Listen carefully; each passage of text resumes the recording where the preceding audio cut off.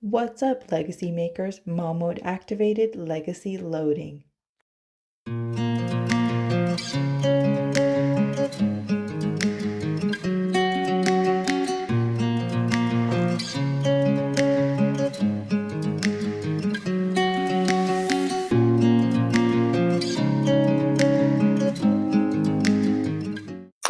What's up, Legacy Makers? I am completely using the camera as my mirror, and I am loving the way I'm looking today and totally admiring my makeup, my jewelry, my outfit, my hair.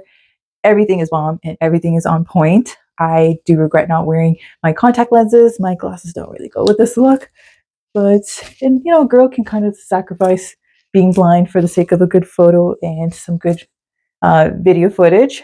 But let's give you some context here. So I am filming an unscripted video impromptu on the day of a holiday that I'm celebrating.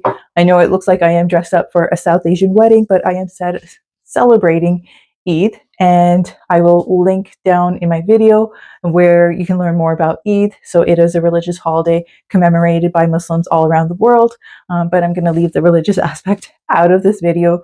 The point of this video is to focus on beautification and the importance of it, especially in postpartum, and the will to dream. Let's not lose the will to dream at all. So first, let's focus on what I am wearing. I'm going to give you context as to why I'm wearing this outfit anyways. Like, I know I just mentioned Eid, but why did I want to showcase my outfit today? So this outfit is actually custom designed by me. I actually went and bought all the fabric. So there's like an overcoat piece. So for the listeners that are listening on Spotify, you won't be able to see this unless you're actually watching like the video and maybe hopping onto YouTube. But I am wearing a long abaya type of gown, and it has embroidery, white embroidery, and also some clear iridescent type of sequins. I also have like a border on my bell sleeves, and this gown also has like a little, not a little, I would say a shimmery crepe fabric slip underneath. So it's very glam, it's very, very comfortable. And I decided to buy this fabric, and I did it as like a treat to myself, especially for Mother's Day. I wanted to design something myself. So I know in the Get to Know Me episode, I talked about how one of my dreams is to have a fashion line, and sometimes it can feel like your dreams are a little too far. They may or may not come true, but you can do something that makes you feel like you're itching your way a little closer to your dream or getting a little taste of it. I do feel like as we get older, we lose that will to dream. And that gets to be a sad part of our reality when we fall into that rut, and it's just the day to day hamster wheel life, and you're kind of just responding to the spontaneous events happening here and there. But you kind of can sometimes lose sight of what really gets you going and what really fuels your soul. So I've always loved fashion design, admired a lot of designers around the world. I remember in university, I would actually just use some free time in between classes and go online. I forgot which website it was, but I would take snapshots of like runway models, create catalogs or like documents of like my favorite looks. I'd either be doing that or I would be watching Jimmy Fallon. So it would be a combination of that. And so that goes to show that I've always had that innate interest, but I suck at sewing. So I sought a seamstress on Facebook Marketplace, and she turned out to be super sweet. She sewed it in like within a week. Which is not that much time at all. And I think she's just starting out, but she was a super sweet lady. And then when I brought the garment home, I noticed that it was a little bit loose.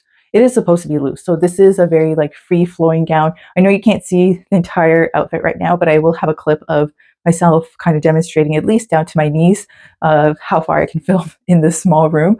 So it goes down to my feet, by the way.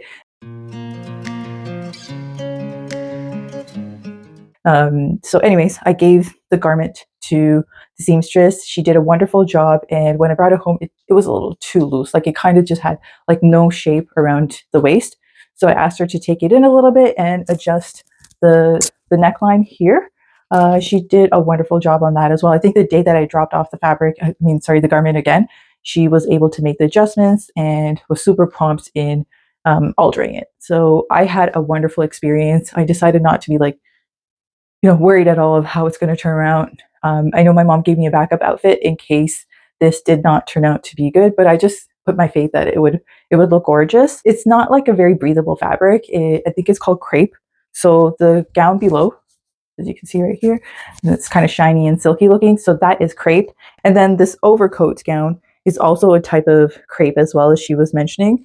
So I've been loving it. I was looking forward to this day for a while now, and I had a really bad experience for the Eid that we celebrate after Ramadan, which was about 3 months ago. So nothing fit me. That was probably like 2 months ish after giving birth, and I had to like take out the size of a shirt just so it could fit me a little bit. And even then, I just felt so frumpy and unattractive. And I was desperately like retrying things on and trying to match like a shirt with the trouser. And just it was a mess. And I didn't feel very confident. And truthfully, I actually just was very close to skipping out on the holiday and like not even attending the prayers and our lunch. We typically go out for like a family lunch, and I was very close to just calling it in and being like, nope, I'm not going to go because nothing fits me and I don't look like my best self. As they say, when you present yourself as your best self and you put effort into how you look, you carry yourself in a different way. You feel fantastic about yourself. So that's how I've been feeling today. And, you could say that other people had maybe more current looks, because there's a lot of trends in like Pakistani fashion and Indian fashion, but this is the look that spoke to me. And the fact that like I designed it, went and got the fabric, and then had it sewn, like it went from my imagination to then actually reality. So that is super satisfying to me. It would be really cool if I designed for myself and also for Ariella, my 4-month-old daughter, and then we can be matching or at least coordinating. Like we don't have to be like totally matchy, but coordinating in the same sort of like color scheme or pattern. Something that just kind of looks cohesive. That would be super, super cool. I guess my take home message here is if you have a dream and you feel like you cannot reach it at the moment, definitely find other ways to get like little pockets of experiences with that dream. Let's say, for example, I wanted to be like a stand-up comedian and I don't have the guts to actually like do that. Then, or I don't have the resources, guts or resources, whichever one it is. I could actually just go for improv classes that are free in community theater. That could be myself like dipping my toe into my dream. And that way I'm kind of itching towards it a little bit here and there. And let's say if that dream never comes to fruition, at least I got a little bit of a taste of it. So I encourage you to dream on and live your life in a way that you are going to be satisfied looking back and seeing like, hey, I was a go-getter. I did what I wanted to do. I didn't care what anyone thought of me, and I was satisfied with the choices that I made because I went for it. Big or small, doesn't matter. Like we all don't have to aim for the shooting stars of like wanting to become like a celebrity. I feel like that's very much what people think of when they say like I have big dreams for myself. You don't have to have like so much notoriety in the world unless that is something that you're craving for. But dreams can be different for all of us. I got my nails done. Honestly, this is a girly who's gotten her nails done maybe like 5 times in her life. So, and I got a color that I normally wouldn't. I know it shows up different on camera, but it's a very pale, shimmery pink. And then on my toes, I got like a sage green. It's super, super cute. And the gel nail polish was called Teddy Bear. So the esthetician actually joked, she's like, "You're choosing a color that your baby would like." I'm like, I'm fine with it. I have baby pink on my nails and then like a baby green on my toes. So that was a little spleesh about my nails. And now I want to highlight my earrings. And these are very antique gold, long earrings. They're not too heavy. They look heavy. They kind of look like little purses, to be honest with you, like shoulder bags. But they're super cute, and they have tiny pearls at the bottom. I love these earrings. This is not a set, so I got these earrings with a different necklace, but that long necklace didn't go with this outfit. And this necklace also has like the dangling pearls at the bottom. It's a choker style, so I've wanted this sort of choker style for a long time. I actually want something even more daintier than this, but I haven't been able to find it. So this is as good as it'll get. And this was all part of the vision. I really wanted a classic, clean look. And for someone that's losing so much hair, I think I did pretty good, but I have to say I really miss how much hair I used to have. I was that person that when I would go for a haircut, the barber or the hairstylist would say to me, "By the way, you have so much hair. You have too much hair." It almost seemed like they were complaining a little bit because it took them so long to blow dry my hair and straighten it. So now I just don't even have that much to work with. So I sometimes joke with my husband, RAP to all the hair that I used to have. But hopefully I'll get it back. It is a postpartum issue where you tend to shed a lot of hair. So if anyone has any hacks for how I can get more hair growth going, that would be fantastic. Now let's get into a little bit of a sensitive topic. That is body image during postpartum, which I know a lot of women go through, and it's super hard. Right now, I pretty much look like I'm still pregnant, and it's not fun. Most things don't fit me. I still wear a lot of my maternity clothing, and I have like a big bulge, you could say, like in my stomach area, my midsection. I've always had like a pear shaped body, so my hips have always been wide, so I'm used to that part. But I didn't anticipate that my stomach would be so big, even up until now. So that part has not been fantastic, just looking in the mirror and seeing that it's so big. And some days I look in the mirror and I'm like, hey, it's not looking as big as it was like a week ago. So I feel great until I try on something like a pant that I really want to get into and it just doesn't fit. So I think for this month of June in the summer, I'm probably just going to wear a lot of maxi dresses and try to go from there. So for all the ladies out there that are going through those body image issues in postpartum, just hang in there, be kind to yourself. That's what I'm trying to tell myself, that it's just a process and my body will get back to whatever baseline it's supposed to get to. And once I get the green light from my doctor that I can start exercising and go for some physiotherapy, then I think I will push my body a little bit more. Right now, I just don't know if I'm supposed to do that. So I'm not really exercising right now. Um, but I want to get to it. And I want to get to it for mainly so I feel better about myself and so I can fit into all my clothing. I don't want to get a whole new wardrobe.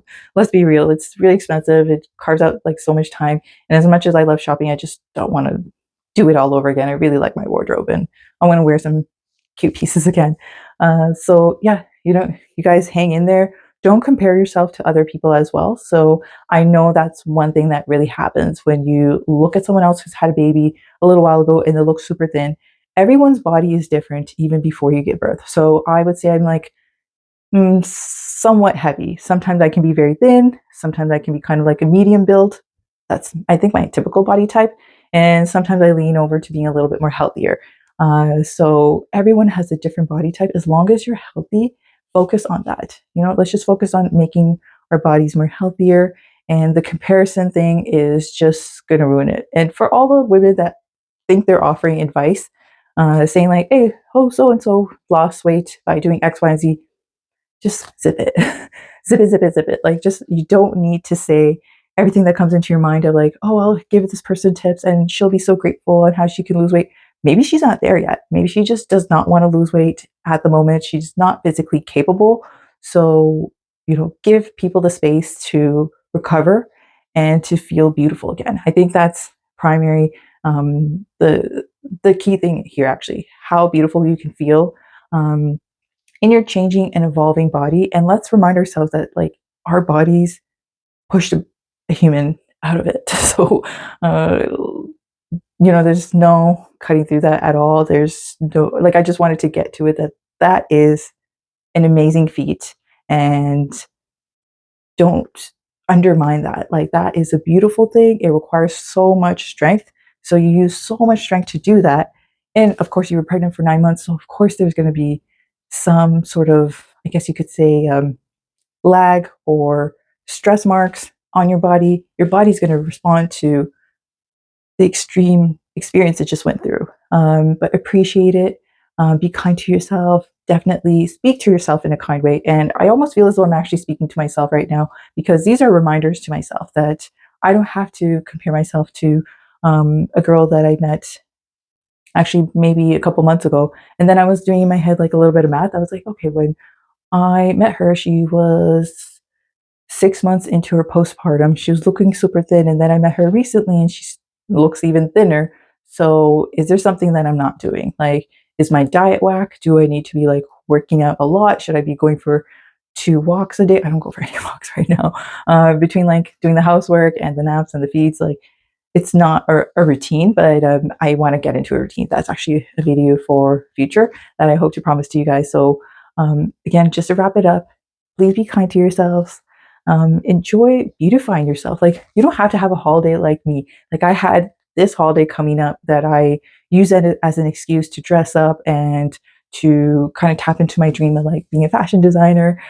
So you don't need to wait for that to make yourself beautiful. You could do that on a daily basis. I did it like last week actually.